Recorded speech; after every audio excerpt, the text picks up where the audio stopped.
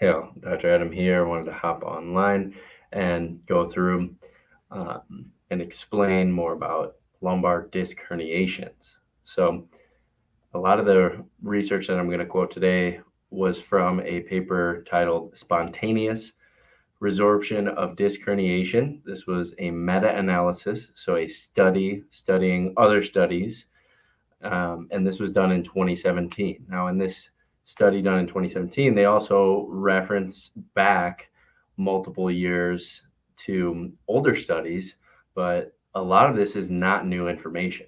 So, this is a heavily studied field, and I guess let's kind of first dive into what a lumbar disc herniation is. So, here's an example of a bulging disc.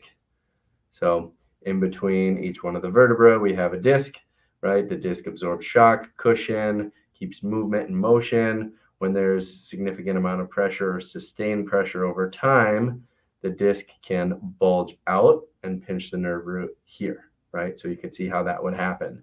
Now, a disc herniation is when the bulge gets so bad that the disc actually explodes or loses its ability to hold everything in.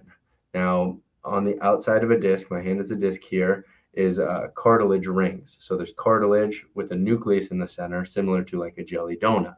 Now, if there's enough pressure over time, a hard injury, a fall, I mean, there's a number of reasons why a disc can be injured. But no matter what happens to start, it's like, well, what do you do as a result? So this study looked at over 600 individuals who had had a lumbar disc herniation and followed them for beyond 5 years. There were some people that had surgery and some that did not.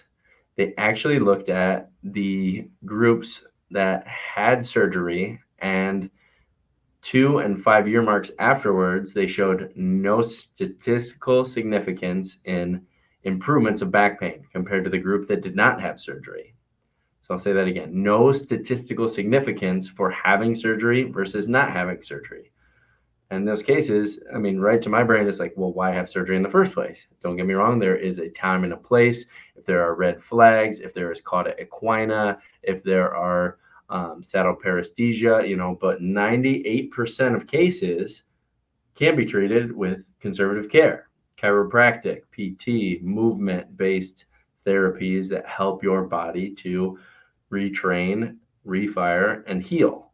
Now, let's go into how a disc herniation is quote unquote healed with surgery. Most often, they go through and they do an ablation. So they burn the disc tissue to create scar tissue so that you don't continue to lose the tissue itself. Now, in order to get to a disc, you have to cut through skin, fascia, muscles, ligaments, connective tissue, sometimes even bone to even be able to get to that stage.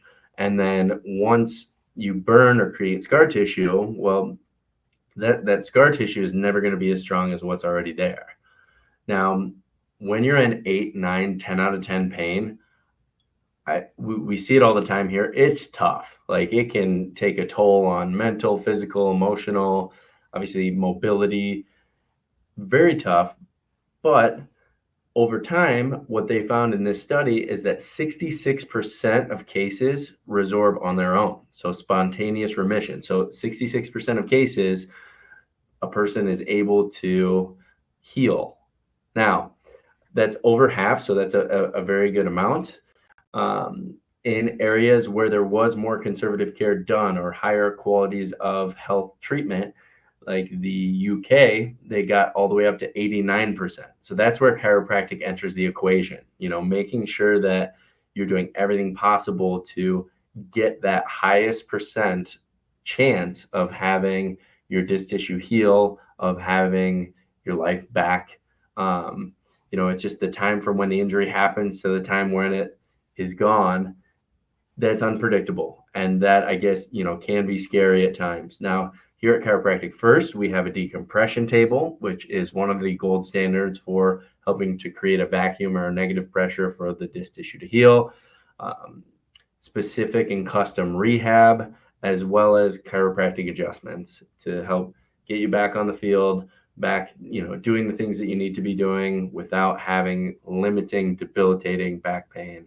So that was just a very cool study that, I saw. I mean, it was, kind of eye opening, but at the same time, knowing that what you're doing is the right thing for your body.